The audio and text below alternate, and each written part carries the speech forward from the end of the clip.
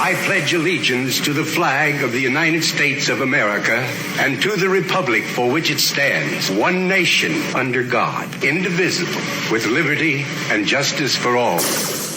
Welcome to the Vietnam Veterans News Podcast. News of interest about Vietnam veterans from a Vietnam veteran. Now, here's your host, Mac Payne.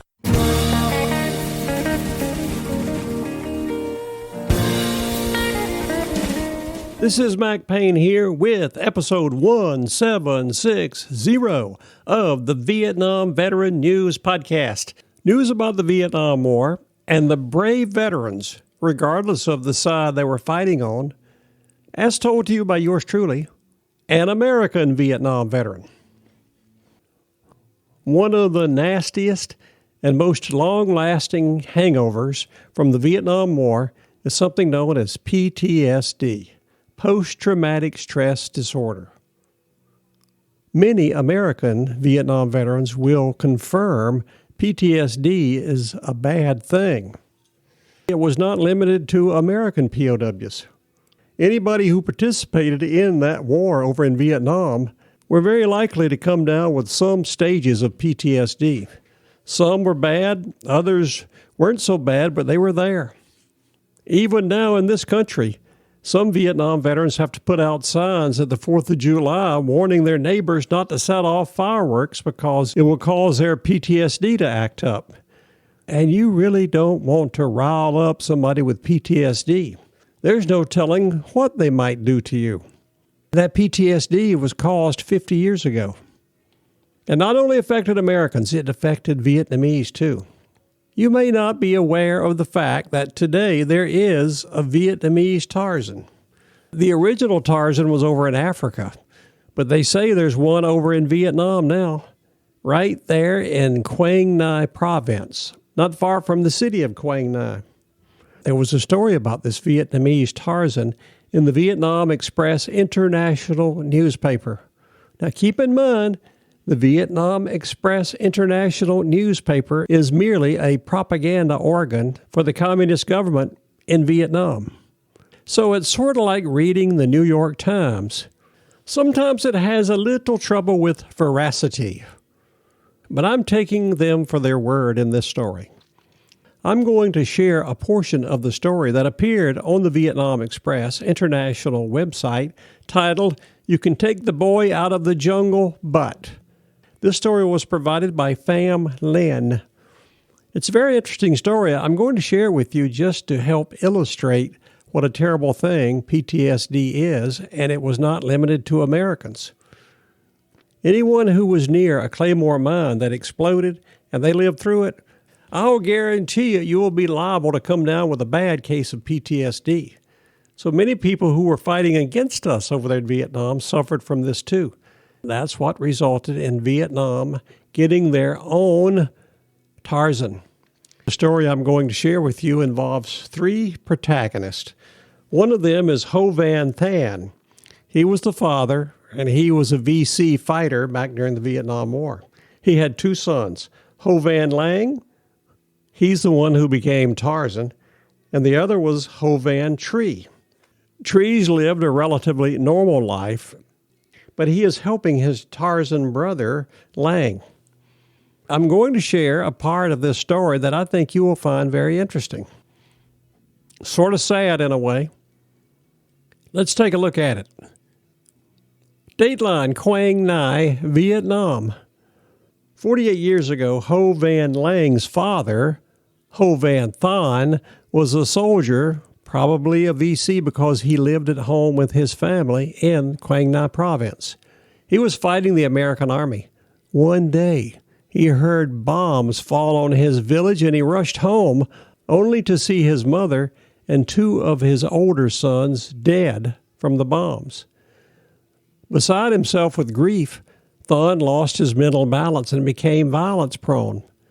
Does that sound like PTSD to you? I am not a psychologist, but I am making the prognosis. Than came down with PTSD. His grief was so bad, he took his wife and two younger sons, Ho Van Tree and Ho Van Lang, to a safer place. But his poor wife was not safe from his violent tendencies brought on by PTSD.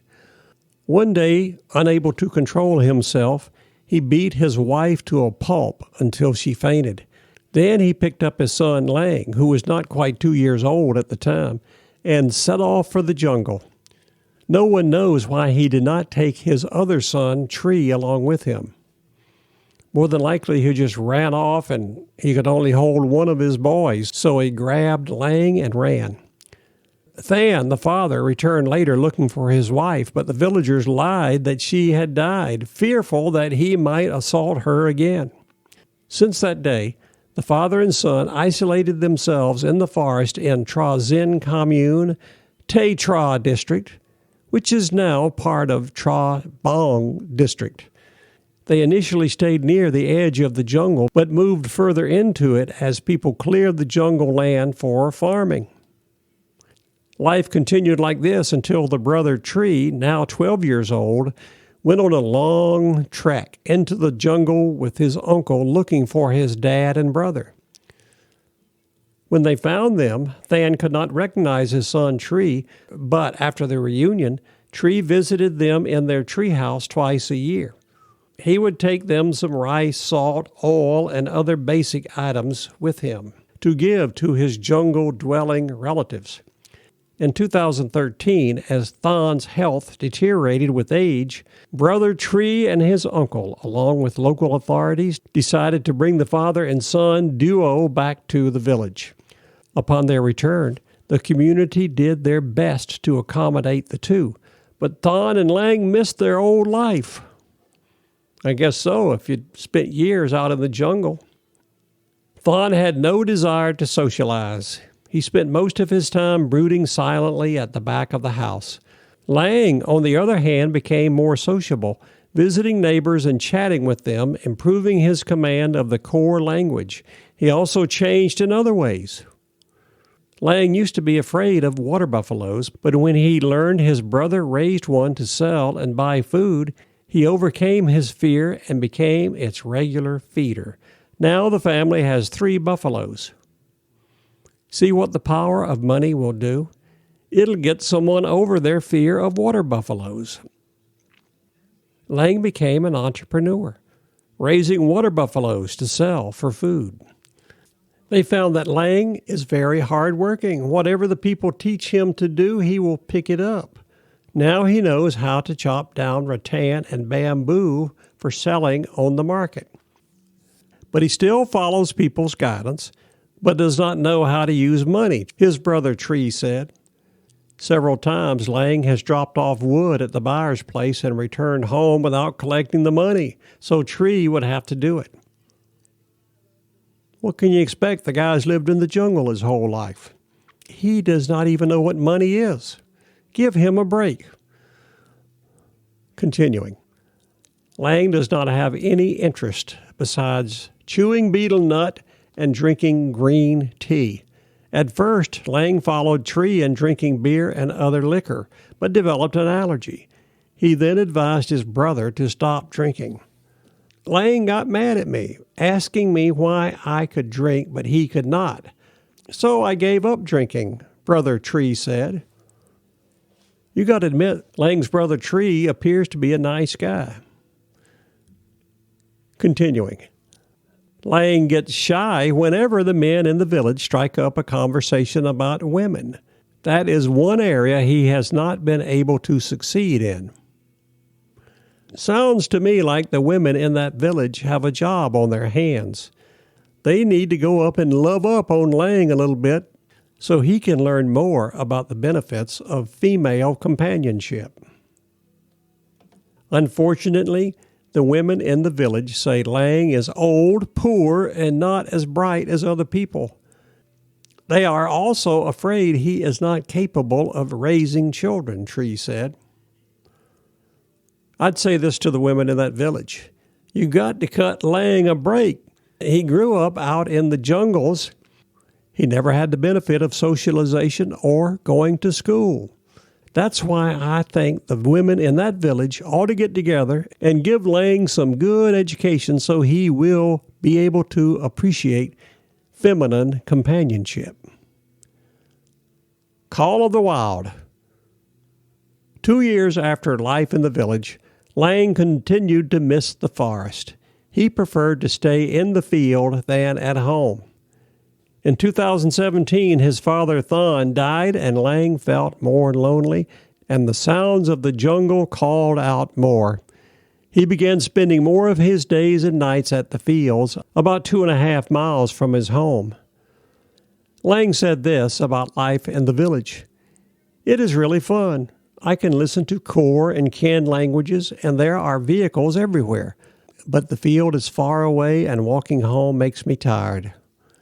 These days, Lang only stays in the village 1 or 2 nights every month to sell the mice and birds he catches and the corn and banana he grows in the jungle. When Lang goes back out into the jungle, his brother Tree and his wife gives him a few supplies consisting of rice and spices. Tree still meets his brother Lang often, bringing more food for him every time he visits. Lang doesn't wear pants, so when his shorts and shirts wear out, I ask my wife to buy new ones and give them to him when I visit him, Tree says. That's mighty nice of Tree and his wife. When Lang's clothes wear out, they get him some more.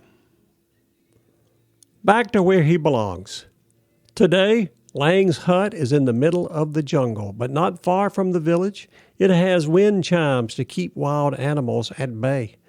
Back from the village, he puts down his basket and chews a betel nut. Those betel nuts either taste real good or they've got some sort of a narcotic in them if he chews on them all the time. Looking at the fresh banana plants in the clearing around his hut, he is reminded of the time his father and he would eat them, sour and sweet, at the same time.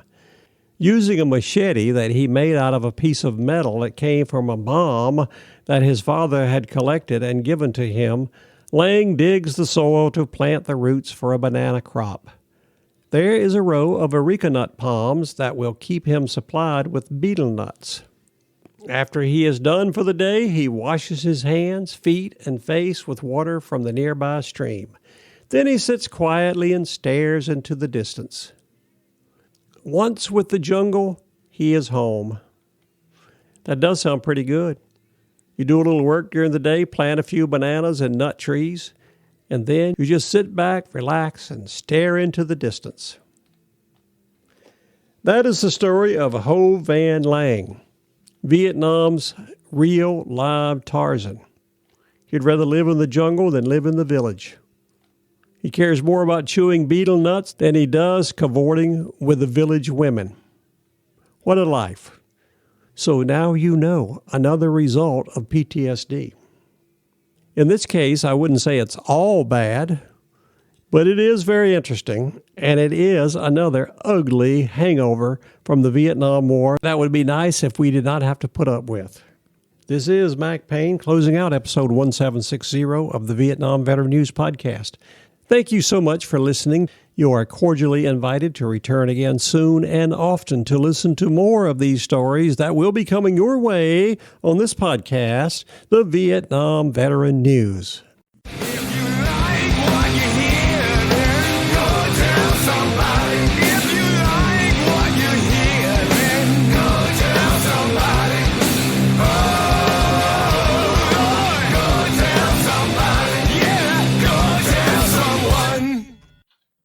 How about that? Ain't that a mess?